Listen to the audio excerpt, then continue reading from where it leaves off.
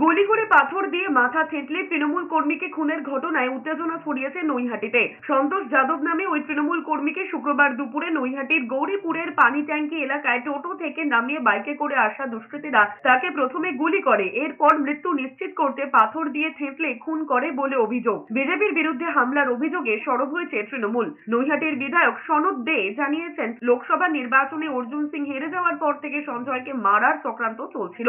অর্জুন সিং ঘনিষ্ঠ রাজেশ সাউয়ের চক্ষুশূল হয়ে উঠেছিলেন সঞ্জয় সাউ। এলাকার অসামাজিক কাজকর্মের প্রতিবাদ করেছিল, সেই কারণেই পরিকল্পনা করে সন্তোষকে সরিয়ে দেওয়া হয়েছে। সন্তোষকে লক্ষ্য করে 4 রাউন্ড গুলি চালানো হয়েছে বলে দাবি করেছেন সনৎ দে। কার্যত একই কথা বলেছেন নৈহাটি পুরসভার চেয়ারম্যান অশোক চট্টোপাধ্যায়।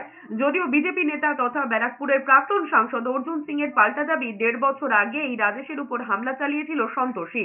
দীর্ঘদিন হাসপাতালে ভর্তিও থাকতে হয়েছিল। তার দাবি, ব্যক্তিগত প্রতিহিংসা থেকেই হামলা করা হয়েছে।